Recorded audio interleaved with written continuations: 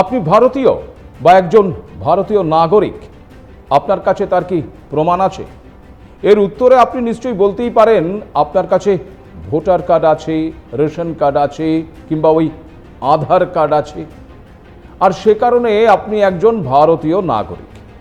কিন্তু আপনি কি জানেন যে এই তিনটি কার্ডের কোনো একটি কার্ড দিয়েও আপনি নিজেকে ভারতীয় নাগরিক বলে প্রমাণ করতে পারবেন না? না, একথা আমি বলছি না, একথা বলছে খোদ দেশের জাতীয় নির্বাচন কমিশন। মহামান্য সুপ্রিম কোর্টে রীতিমতো হলফনামা দিয়ে তারা এই তথ্য জানিয়েছে। কি চমকে গেলেন তো? ভাবছেন এবার কি হবে? সত্যি কি হবে বলুন তো? কারণ বিহারে যে ভোটার তালিকার বিশেষ নিবিড় সংশোধনী শুরু হয়েছে, কমিশনের খবর অনুযায়ী আগামী আগস্ট থেকে তা এই বাংলাতেও, মানে আমাদের এই রাজ্যেও শুরু হতে চলেছে। বাড়ি বাড়ি যাবে নির্বাচনী আধিকারিকরা, খতিয়ে দেখবে আপনি ভারতীয় নাগরিক কিনা, আর তার জন্য প্রয়োজনীয় 11টি নথি চাইবে আপনার কাছে। যদি তা না দিতে পারেন তবে কি হবে? ভোটার তালিকা থেকে নাম কাটা যাবে আপনার। নাগরিকত্ব প্রমাণ করতে না পারলে কি আপনাকে পাঠিয়ে দেওয়া হবে ওই ডিটেনশন ক্যাম্পে? বাংলায় লুকিয়ে থাকা অনুপ্রবেশকারীদের এবার কি তবে রাতের ঘুম উড়ে যেতে চলেছে? বিহার নির্বাচন কমিশনে SIR মানে বিশেষ নিবিড় সংশোধনী করছে। বিরোধীদের কোনো আন্দোলন তাকে থামাতে পারেনি, এমনকি সুপ্রিম কোর্টও এখনো পর্যন্ত স্থগিতাদেশ দেয়নি। অনুপ্রবেশকারীদের খুঁজে বের করার এই উদ্যোগকে বাংলায় কি আন্দোলন করে রুখে দেওয়া ঠিক হবে? একটি স্বশাসিত সংস্থাকে রুখে দেওয়া কি আদৌ যাবে? আগেই একটি এপিসোডে এই SIR সম্পর্কে বিস্তারিত তথ্য দিয়েছিলাম।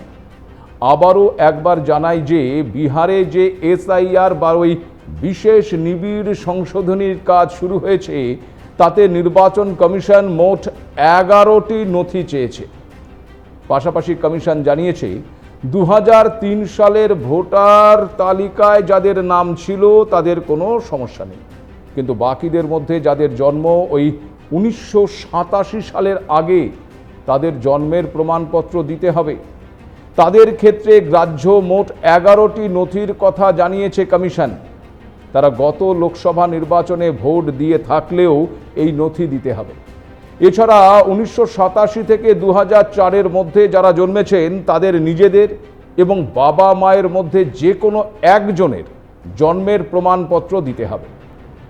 2004-এর পরে জন্ম হলে নিজের এবং বাবা মায়ের দুজনেরই জন্মের প্রমাণপত্র দিতে হবে। এর প্রতিবাদে কমিশনের বিরুদ্ধে একাধিক মামলা রুজু হয়েছে, কিন্তু 10ই জুলাই বিচারপতি জয়মাল্য বাগচি এবং সুধাংশু ধুলিয়া নির্বাচন কমিশনের এই কাজে কোনো রকম কোনো স্থগিতাদেশ দেয়নি। তবে তালিকায় ভোটার কার্ড, আধার কার্ড এবং রেশন কার্ডকে যুক্ত করার পরামর্শ দিয়েছিলেন। তার প্রেক্ষিতেই সোমবার, মানে ওই 21শে জুলাই সুপ্রিম কোর্টে জবাবি হলফনামা জমা দিয়েছে কমিশন। আর তাতেই তারা সাফ জানিয়ে দিয়েছে সংশোধিত ভোটার তালিকায় নাম তোলার জন্য আধার কার্ড, ভোটার কার্ড কিংবা রেশন কার্ড কোনোটাই গণ্য করা হবে না। কেন এই তিনটি নথি গ্রহণ করা হবে না তার ব্যাখ্যাও দিয়েছে কমিশন। কমিশনের যুক্তি, সারা দেশে প্রচুর ভুয়ো রেশন কার্ড রয়েছে, সুতরাং তার উপর ভিত্তি করে ভোটার তালিকা সংশোধন করা সম্ভব নয়। আর এই ভুয়ো রেশন কার্ড তৈরি হয়েছে আবার আধার কার্ডের সহায়তায়।